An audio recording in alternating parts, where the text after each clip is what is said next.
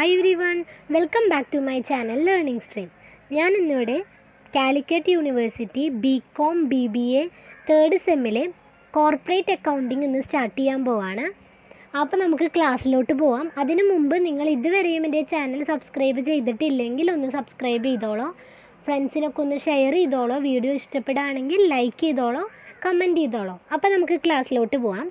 Corporate അക്കൗണ്ടിങ്ങിലെ first chapter redemption of debenture ആണ് ഇന്ന് എടുക്കാൻ പോകുന്നത്. അപ്പോൾ ആ ചാപ്റ്ററിൽ കിടക്കുന്നതിന് മുമ്പ് നമുക്ക് കുറച്ച് ബേസിക് ആയിട്ടുള്ള കാര്യങ്ങൾ അറിയാനുണ്ട്. എന്താണ് കോർപ്പറേറ്റ് അക്കൗണ്ടിങ് എന്നറിയണം. ഇപ്പം നമ്മളൊരു ബിസിനസ് സ്റ്റാർട്ട് ചെയ്യാൻ പോകുമ്പോൾ നമുക്ക് 5 ഫോമിൽ ബിസിനസ് സ്റ്റാർട്ട് ചെയ്യാം. ഒന്നെങ്കിൽ സോൾ പ്രോപ്രൈറ്റർഷിപ്പ് ആവാം, അല്ലെങ്കിൽ പാർട്ട്ണർഷിപ്പ് ആവാം, അല്ലെങ്കിൽ കമ്പനി ആവാം, കോപ്പറേറ്റീവ് സൊസൈറ്റി ആവാം, HUF ആവാം. ഇങ്ങനെ ഏത് ഫോമിൽ വേണമെങ്കിലും നമുക്ക് ബിസിനസ് സ്റ്റാർട്ട് ചെയ്യാനായിട്ട് പറ്റും. അപ്പോൾ കമ്പനിയാണ് നമ്മൾ സ്റ്റാർട്ട് ചെയ്യാൻ പോകുന്നതെങ്കിൽ കമ്പനിയായിട്ട് റിലേറ്റ് ചെയ്തിട്ടുള്ള കാര്യങ്ങളാണ് നമ്മൾ കോർപ്പറേറ്റ് അക്കൗണ്ടിങ്ങിൽ വരുന്നത്. കമ്പനി എന്ന് പറയുമ്പോൾ 2 ടൈപ്പ് കമ്പനി ഉണ്ട്. ഒന്ന് പ്രൈവറ്റ് കമ്പനിയും മറ്റൊന്ന് പബ്ലിക് കമ്പനിയും. അതിൽ പബ്ലിക് കമ്പനിയായിട്ട് റിലേറ്റ് ചെയ്തിട്ടുള്ള ആക്ടിവിറ്റീസാണ് കോർപ്പറേറ്റ് അക്കൗണ്ടിങ്ങിൽ വരുന്നത്. ഓക്കെ, ഇനി ഒരു കമ്പനി ക്യാപിറ്റൽ സ്വരൂപിക്കാൻ വേണ്ടിയിട്ട് 2 വേസിലൂടെയാണ് അവർ ക്യാപിറ്റൽ സ്വരൂപിക്കുന്നത്. ഫസ്റ്റ് വേ എന്ന് പറയുന്നത് ഷെയർ ഇഷ്യൂ ചെയ്യുക, സെക്കൻഡ് വേ എന്ന് പറയുന്നത് ഡിബഞ്ചർ ഇഷ്യൂ ചെയ്യുക. അപ്പോൾ ഷെയർ ഇഷ്യൂ ചെയ്യുന്നതിനെ കുറിച്ച് അതിൻ്റെ റിഡംഷൻ ഇങ്ങനെയുള്ള കാര്യങ്ങൾ, ഫോർഫീച്ചർ ഇങ്ങനെയുള്ള കാര്യങ്ങളൊക്കെ നമ്മൾ സെക്കൻഡ് സെമ്മിലെ അക്കൗണ്ടിങ്ങിൽ പഠിച്ചിട്ടുണ്ടായിരുന്നു. അപ്പോൾ നമ്മൾ തേർഡ് സെമ്മിൽ ഡിബഞ്ചർ ഇഷ്യൂ, റിഡംഷൻ ഇങ്ങനെയുള്ള കാര്യങ്ങളെ കുറിച്ചാണ് പഠിക്കാൻ പോകുന്നത്. ഓക്കെ, അപ്പോൾ നമുക്ക് ഇനി എന്താണ് ഡിബഞ്ചർ എന്നറിയണം അല്ലേ? അപ്പോൾ നമുക്ക് എന്താണ് ഡിബഞ്ചർ എന്ന് നോക്കാം. Debenture is a document issued by the company as an evidence of its ഡെപ്റ്റ്. ഞാനിപ്പോൾ നിങ്ങൾക്ക് ഈ പോയിൻറ്റ്സ് പോലെ നോട്ട്സ് തരുന്നുണ്ട്. എന്താണെന്നും കൂടിയും എഴുതിയിട്ടുള്ള നോട്ട്സാണിത്. അപ്പോൾ ഈ ടെക്സ്റ്റ് ഇല്ലാത്തവരാണെങ്കിലും കുറച്ച് ലേറ്റായിട്ട് ടെക്സ്റ്റ് വാങ്ങിച്ചാലും കുഴപ്പമില്ല. ഞാനിപ്പോൾ ഈ നോട്ട്സൊക്കെ തരുന്നുണ്ട്. ആ നോട്ട്സ് നിങ്ങൾ എഴുതിയെടുക്കുമോ അല്ലെങ്കിൽ സ്ക്രീൻഷോട്ട് എടുക്കുമോ, എങ്ങനെയായാലും പഠിച്ചാൽ മതി കേട്ടോ. അപ്പോൾ ഡിബഞ്ചർ എന്ന് പറയുന്നത് എന്താണെന്ന് നോക്കാം. Debenture is a document issued by the company as an evidence of its ഡെപ്റ്റ്. അതായത് ഒരു കമ്പനി കടമെടുക്കുന്നതിന് തെളിവായിട്ട് ഒരു ഡോക്യുമെൻ്റ് ഇഷ്യൂ ചെയ്യുന്നതിനെയാണ് ഡിബഞ്ചർ എന്ന് പറയുന്നത്. അപ്പോൾ ഡിബഞ്ചർ ഇഷ്യൂ ചെയ്യുക എന്ന് പറഞ്ഞാൽ എന്താ? കമ്പനിക്ക് പൈസ ആവശ്യം വരുമ്പോൾ കമ്പനി പുറത്തുനിന്ന് കടം വാങ്ങുന്നതിനെയാണ് നമ്മൾ ഡിബഞ്ചർ ഇഷ്യൂ ചെയ്യാന്ന് പറയാം.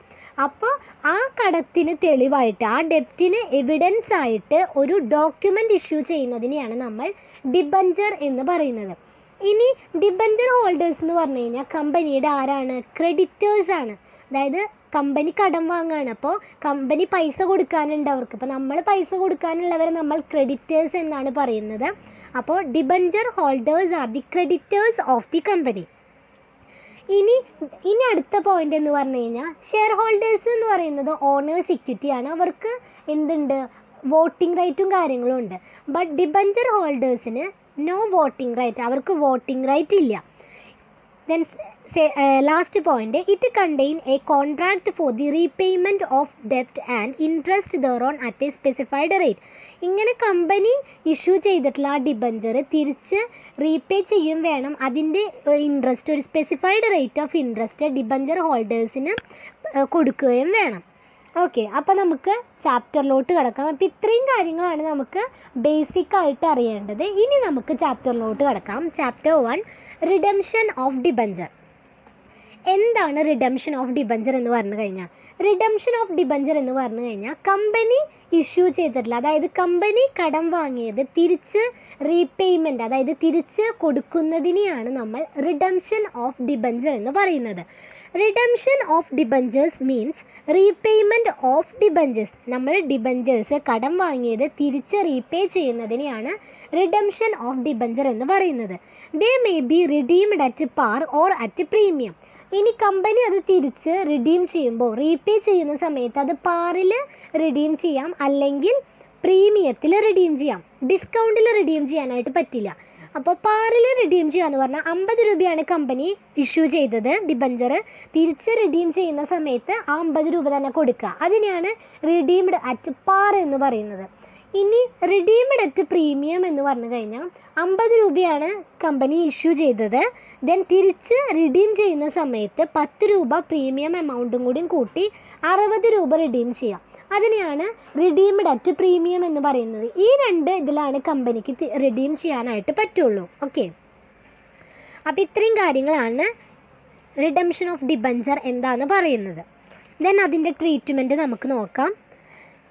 ഇപ്പോൾ ഒരു കമ്പനി ഡിബഞ്ചർ ഇഷ്യൂ ചെയ്യുന്നത് ഡിസ്കൗണ്ടിലാണെങ്കിൽ, അതായത് ഡിസ്കൗണ്ടിൽ ഡിബഞ്ചർ ഇഷ്യൂ ചെയ്യാന്ന് പറഞ്ഞാൽ കമ്പനി ഡിബഞ്ചർ ഹോൾഡേഴ്സിൻ്റെ നിന്ന് കടം വാങ്ങുകയാണ്.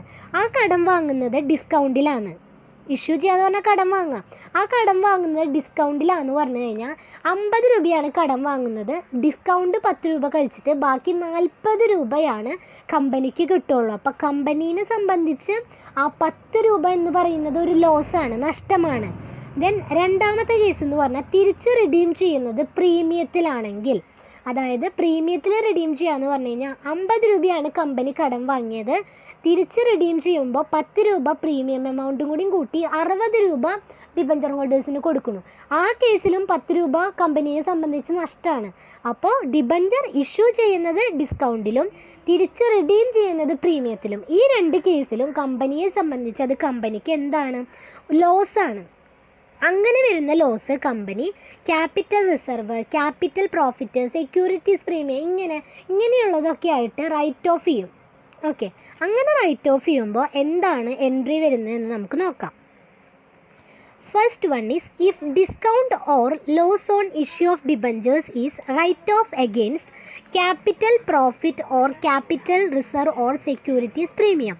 ഇപ്പോൾ ഡിബഞ്ചർ ഇഷ്യൂ ചെയ്യുന്നത് നമ്മൾ ലോസിനാണെങ്കിൽ, അതായത് ഡിസ്കൗണ്ടിലാണെങ്കിൽ അവിടെ ലോസ് വന്നു കഴിഞ്ഞാൽ അത് ക്യാപിറ്റൽ പ്രോഫിറ്റ് അല്ലെങ്കിൽ ക്യാപിറ്റൽ റിസർവ് ഓർ സെക്യൂരിറ്റീസ് പ്രീമിയത്തിന് എഗെയിൻസ്റ്റ് ആയിട്ട് റൈറ്റ് ഓഫ് ചെയ്യുമ്പോൾ എന്താണ് എൻട്രി വരിക? Capital profit or capital reserve or securities premium account debtor to discount or loss on issue of debentures account. അപ്പോൾ ഈ എൻട്രി കാണാപ്പാഠം പഠിക്കുന്നവരാണെങ്കിൽ കാണാപ്പാഠം പഠിക്കുക. ഇനി കാണാപ്പാഠം പഠിച്ചാൽ ഓർമ്മ നിൽക്കാത്തവരാണെങ്കിൽ ഞാൻ അവർക്കൊരു കാര്യം പറഞ്ഞു തരാം. കാണാപ്പാഠം പഠിക്കുന്നവരാണെങ്കിൽ അതും ഇതും കൂടിയൊക്കെ കൺഫ്യൂഷൻ ആക്കണ്ട. അപ്പം ഞാൻ അവർക്ക് പറഞ്ഞുതരാം എങ്ങനെയത് പഠിക്കാന്നുള്ളത്. ഇപ്പോൾ നമ്മൾ പഠിച്ചിട്ടുണ്ട് എക്സ്പെൻസ് അല്ലെങ്കിൽ ലോസ് എന്ന് പറയുന്നതിന് എന്ത് ബാലൻസ് ആണ്? എക്സ്പെൻസ് ഓർ ലോസിന് ഡെബിറ്റ് ബാലൻസ് ആണ്. അല്ല, അത് നമ്മൾ കുഞ്ഞ് ക്ലാസ് മുതൽ, അതായത് +1 +2 മുതലൊക്കെ നമ്മൾ പഠിച്ചു തുടങ്ങിയതാണ്. എക്സ്പെൻസ് ഓർ ലോസിന് ഡെബിറ്റ് ബാലൻസ് ആണ്. അപ്പോൾ ലോസ് കൂടി നിൽക്കുകയാണ്, അതായത് എങ്ങനെ ഡിസ്കൗണ്ടിൽ ഇഷ്യൂ ചെയ്തു അല്ലെങ്കിൽ പ്രീമിയത്തിൽ റിഡ്യൂം ചെയ്തപ്പോൾ നമുക്ക് ലോസ്, കമ്പനിക്ക് ലോസ് ഉണ്ടായി. അപ്പോൾ ലോസ് കൂടി നിൽക്കുമ്പോൾ അത് എന്ത് ബാലൻസ് ആണെന്ന് പറഞ്ഞാൽ ഡെബിറ്റ് ബാലൻസ്, അതായത് ഡെബിറ്റ് സൈഡിലായിരിക്കും അത് ഉണ്ടാവുക. ഇനി ആ കൂടി നിൽക്കുന്ന ലോസ് നമ്മൾ ക്യാപിറ്റൽ പ്രോഫിറ്റ് അല്ലെങ്കിൽ ക്യാപിറ്റൽ റിസർവ് അല്ലെങ്കിൽ സെക്യൂരിറ്റീസ് പ്രീമിയത്തിന് എഗെയിൻസ്റ്റ് ആയിട്ട് റൈറ്റ് ഓഫ് ചെയ്യാണ്, എഴുതി തള്ളുകയാണ്. ദാറ്റ് മീൻസ് ക്യാൻസൽ ചെയ്യാണ്. അപ്പോൾ ക്യാൻസൽ ചെയ്യുമ്പോൾ ഡെബിറ്റ് സൈഡിലുണ്ടായിരുന്ന ഒരു ഐറ്റം നമ്മൾ ക്യാൻസൽ ചെയ്യുമ്പോൾ അതിനെ ക്രെഡിറ്റ് സൈഡിലോട്ട് ഇടും. ക്രെഡിറ്റ് സൈഡിലുണ്ടായിരുന്ന ഐറ്റം നമ്മൾ ക്യാൻസൽ ചെയ്യുമ്പോൾ അതിനെ ഡെബിറ്റിലോട്ട് പോവും. അപ്പോൾ ലോസ് ഉണ്ടായിരുന്നു, കൂടി നിൽക്കുമായിരുന്നു, അത് ഡെബിറ്റ് സൈഡിലായിരുന്നത് നമ്മൾ റൈറ്റ് ഓഫ് ചെയ്ത് കളയുമ്പോൾ ക്രെഡിറ്റ് സൈഡിലോട്ട് പോവും. അതുകൊണ്ടാണ് ക്രെഡിറ്റ് സൈഡിൽ discount or loss on issue of debenture എന്ന് വന്നത്. ഇനി ഡെബിറ്റ് സൈഡിൽ എന്തിനെതിരെയാണ് നമ്മൾ റൈറ്റ് ഓഫ് ചെയ്യുന്നത്? Capital profit or capital reserve or securities premium account. Okay, അപ്പോൾ ഇതാണ് എൻട്രി വരുന്നത്. ദെൻ സെക്കൻഡ് കേസ് എന്ന് പറഞ്ഞാൽ if it is treated as deferred revenue expenditure and write off against revenue profit. അതായത് ഇപ്പോൾ പ്രോഫിറ്റ് ആൻഡ് ലോസ് അക്കൗണ്ടിലെ സർപ്ലസിന് against ഒക്കെ ആയിട്ടാണ് നമ്മൾ ഈ ലോസ് റൈറ്റ് ഓഫ് ചെയ്യുന്നതെങ്കിൽ നമ്മൾ ആ ലോസിനെ ഡെഫേർഡ് റവന്യൂ എക്സ്പെൻഡിച്ചർ ആയിട്ടാണ് ട്രീറ്റ് ചെയ്യുന്നത്. അങ്ങനെയുള്ള കേസിൽ എന്താണ് എൻട്രി വരിക നോക്കാം. Statement of P&L account debtor to discount or loss on issue of debenture. അപ്പോൾ നമ്മൾ നേരത്തെ എൻട്രി പറഞ്ഞ പോലെ തന്നെ ലോസ് എന്തായിരുന്നു? കൂടി നിൽക്കുകയായിരുന്നു, ലോസ് സംഭവിച്ചിരിക്കുകയായിരുന്നു. അപ്പോൾ അത് ഡെബിറ്റ് സൈഡിലായിരുന്നു.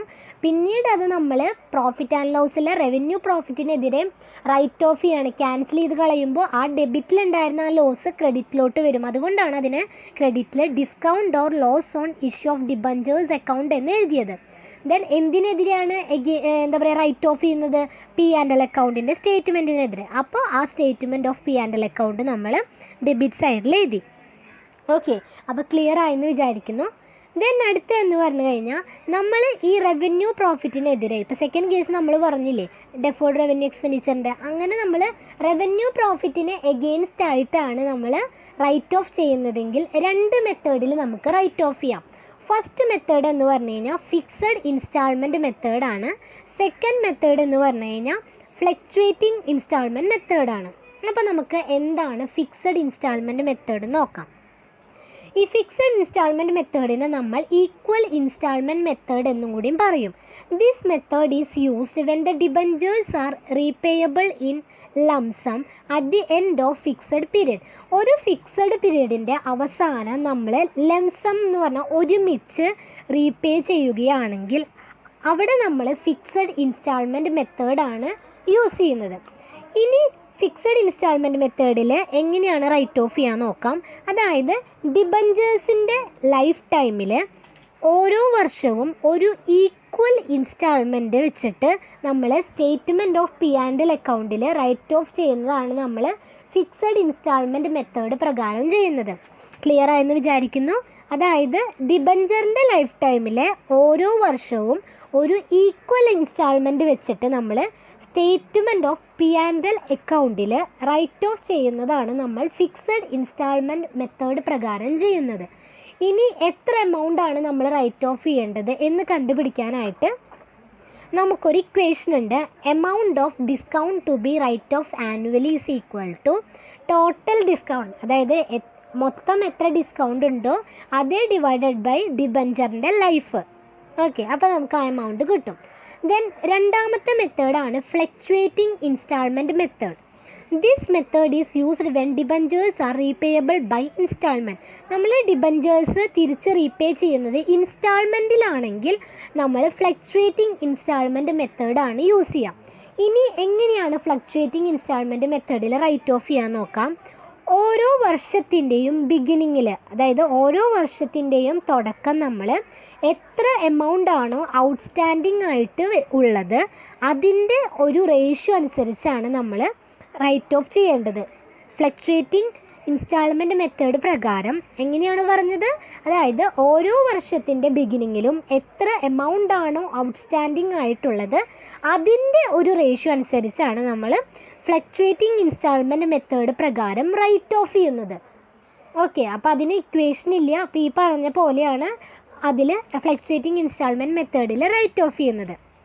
ഓക്കെ, അപ്പോൾ 2 മെത്തേഡ് നമ്മൾ പറഞ്ഞു, ഫിക്സഡ് ഇൻസ്റ്റാൾമെൻറ്റ് മെത്തേഡും ഫ്ലക്ച്വേറ്റിംഗ് ഇൻസ്റ്റാൾമെൻറ്റ് മെത്തേഡും. അതിൽ ഫിക്സഡ് ഇൻസ്റ്റാൾമെൻറ്റ് മെത്തേഡിന് ഒരു പേരും കൂടിയും പറയുന്നു പറഞ്ഞു, ഒന്ന് ഈക്വൽ ഇൻസ്റ്റാൾമെൻറ്റ് മെത്തേഡ് അല്ലെങ്കിൽ ഫിക്സഡ് ഇൻസ്റ്റാൾമെൻറ്റ് മെത്തേഡ്.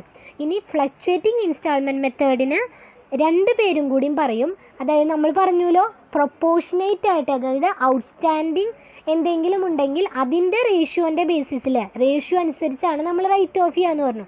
അപ്പോൾ അതുകൊണ്ട് തന്നെ അതിനെ proportionate instalment method, benefit method എന്നും പറയും, അല്ലെങ്കിൽ വാരിയബിൾ ഇൻസ്റ്റാൾമെൻറ്റ് മെത്തേഡ്. ഇങ്ങനെ 3 പേര് നമ്മൾ ഫ്ലക്ച്വേറ്റിംഗ് ഇൻസ്റ്റാൾമെൻറ്റ് മെത്തേഡിനെ പറയും. അപ്പോൾ ഇത്രയാണ് ഈ തിയറി വരുന്നത് ഇതിൽ സ്റ്റാർട്ടിങ്ങിൽ. അപ്പോൾ നമുക്ക് ഇതിൻ്റെ ഇനി നമുക്ക് പ്രോബ്ലംസ് ആണ് ചെയ്യാനുള്ളത്. അപ്പോൾ നമുക്ക് പ്രോബ്ലംസ് അടുത്ത ക്ലാസ്സിൽ ചെയ്യാം. അപ്പോൾ നിങ്ങൾക്ക് എൻ്റെ വീഡിയോ ഇഷ്ടമായി, മനസ്സിലായി, യൂസ്ഫുൾ ആയിട്ട് തോന്നുന്നുണ്ടെങ്കിൽ എൻ്റെ വീഡിയോ ഒന്ന് ലൈക്ക് ചെയ്യുക, ഷെയർ ചെയ്യുക, അപ്പോൾ കമൻറ്റ് ചെയ്യുക. എൻ്റെ ചാനൽ ഇതുവരെയും സബ്സ്ക്രൈബ് ചെയ്യാത്തവരാണെങ്കിൽ ഒന്ന് സബ്സ്ക്രൈബ് ചെയ്തോളൂ. അപ്പോൾ നമുക്ക് അടുത്ത ക്ലാസ്സിൽ കാണാം. താങ്ക്